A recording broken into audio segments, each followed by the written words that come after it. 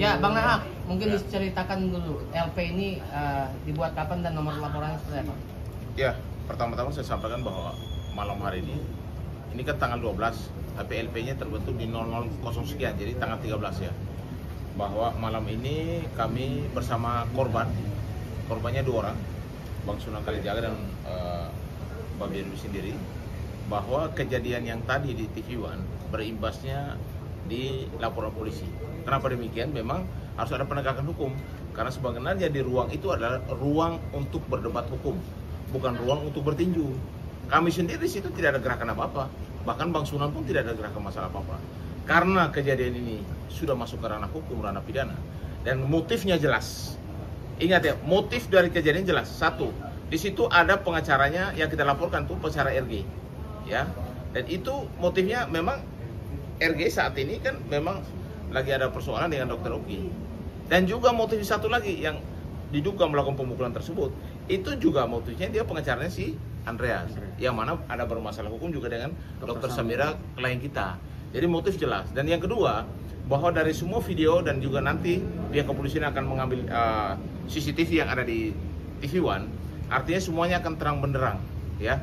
Kenapa ada terjadi penyerangan tersebut kepada Bang Sunan Kalijaga? Saya mau sampaikan bahwa hari ini LP sudah terbentuk, ya. Nomor LP-nya, Bang? Nomor LP dan pasalnya adalah pasal 170, pasal 170, pasal 351 dan pasal 335. Nomor LP-nya, Bang? Dengan ancaman hukuman di atas 5 tahun. Nomor LP-nya, Bang? Dulu bisa dibacakan? Dijelaskan. Ya, nomor LP B2978 garing 8 Romawi 2025 SPKT Polres Metro Jaksel garing Polda Metro Jaya. Seperti itu.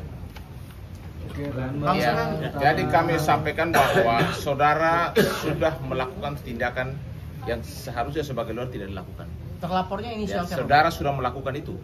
Artinya jangan sampai apa yang saudara lakukan bisa berbalik kepada saudara sendiri. Bahwa Pak Sunan Kalijaga bukan berdiri sendiri. Beliau ada tim, beliau juga ada keluarga dan lain sebagainya. Ketika Anda melakukan tindakan fisik, berawal dari salah satu pengacara RG yang melakukan touching, dorongan itu pemicunya di situ. Lalu ada yang memang melakukan gerakan di mana ada tangannya yang memang mendarat pukulan di pipi kiri ya, pipi kiri beliau. Jadi kami juga tidak tinggal diam. Kami kasih tahu. Nanti soal pelapor nanti akan dijelaskan semuanya. Kami tidak tinggal diam, ya. Saudara dimanapun dengan baik-baik, kami tidak tinggal diam. Kami minta penegakan hukum segera dilakukan, ya. Karena kami pun bukan berdiri sendiri, ya. Saya hanya imbau saja, Anda sebagai pengacara harusnya tahu etika dan tahu hukum. Tidak boleh melakukan hal-hal yang sebenarnya itu adalah perbuatan melanggar hukum. Apalagi ini kriminal, pidana, ya. Dan ini juga sudah kami laporkan, bahkan sudah langsung ke Pak Kapolres. Kasat juga tadi sudah kami sampaikan juga bahwa ini adalah kasus yang harus segera ditindaklanjuti segera. Kenapa? Karena yang pelakunya itu bukan orang kampung, orang yang tidak sekolah. Ini orang profesional. Tapi tidak diundang ya. Tapi ada memang tidak diundang. Ini yang saya mau sampaikan kepada kalian semua. Nanti soal pelaku silakan. Terlapornya, Cik. Untuk terlapor kita melaporkan yang sudah ada namanya adalah Saudara Inov Traka Putra Kagan. Dan Saudara Inov ini juga tadi sudah membuat surat pernyataan dan permintaan maaf kepada klien kami. Yang kedua, Saudara Suryo Bakti Batubara. Dan nanti juga dari 2 itu kita kembangkan juga ada dan kawan-kawan ya. Nanti itu dalam proses penyelidikan nantinya bisa dikembangkan lagi seperti itu. Apakah ada dugaan lawyer berinisial S juga ikut memukul atau melakukan dugaan penganiayaan? Untuk saat ini kami melaporkan 2 ya.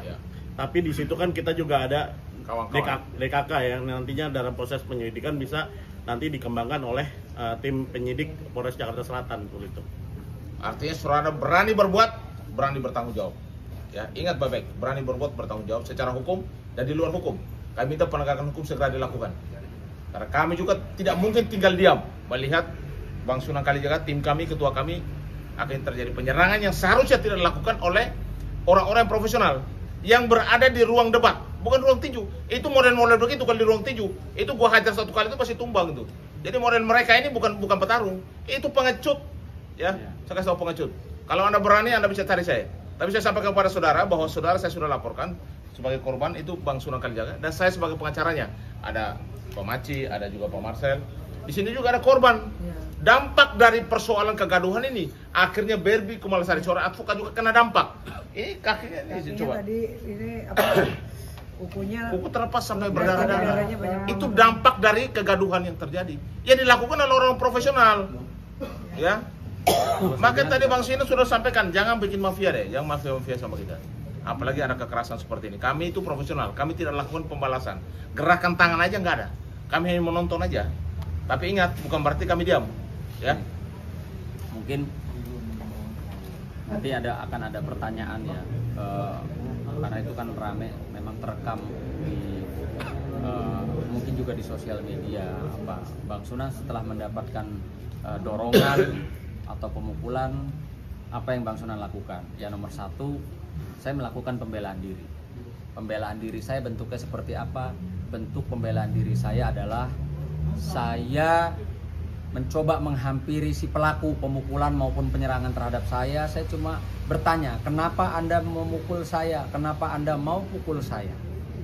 Ya, jadi itu menunjukkan bahwa saya bukan seorang pengecut. Habis kena pukul, habis didorong, terus saya pulang nangis.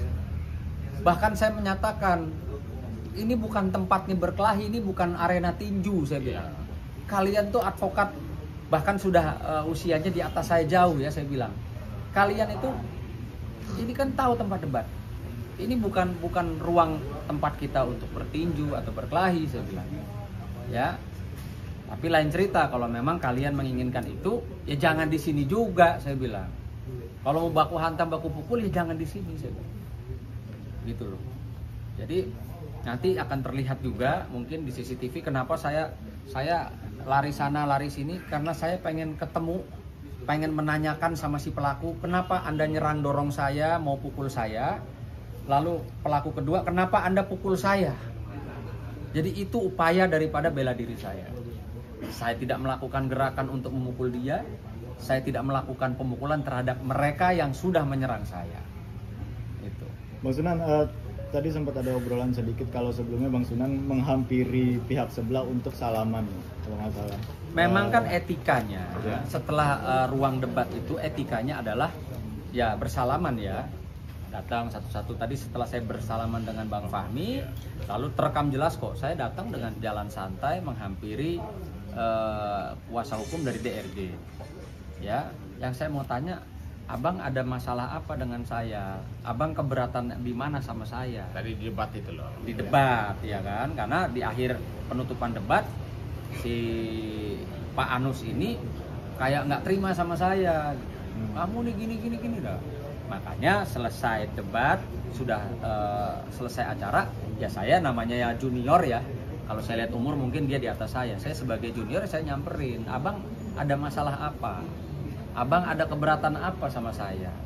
Nah baru kita ngomong begitu, lalu si pengacaranya DRG yang kayaknya paling tua ya, si terlapor ini menghampiri saya dan langsung dorong, bahkan mau pukul saya. Ada gerakan mau mukul. Ya, gerakan mukul depan mata saya, kok dia mau pukul saya begini. Lalu saya menghindar. Artinya ya sangat saya sayangkan lah ya sebagai advokat, sebagai yang senior mungkin di atas kami, itu mencontohkan hal-hal seperti itu, melakukan penyerangan, melakukan pemukulan. Saya harus katakan bahwa ini para pelaku terlapor adalah berprofesi sebagai seorang advokat, yang dimana harusnya menjaga kita sesama rekan, ya, sesama profesi itu tidak melakukan upaya seperti itu. Makanya kami juga akan cari tahu mereka ini ya menginduk di organisasi mana. Apakah Pradi Bang Oto? Nanti saya lapor sama Bang Oto. Apakah di KAI Ibu Mia Lubi? Saya akan lapor bahwa ini orang-orang seperti ini tidak pantas. Ya, tidak pantas. Artinya mengemban sebagai seorang pengacara yang profesional, gitu loh. Jadi pasti selain dari laporan polisi, nanti para kuasa hukum saya juga akan mencari tahu di mana dia organisasi tempat dia bernaung, dan kami akan laporkan. Surat resmi.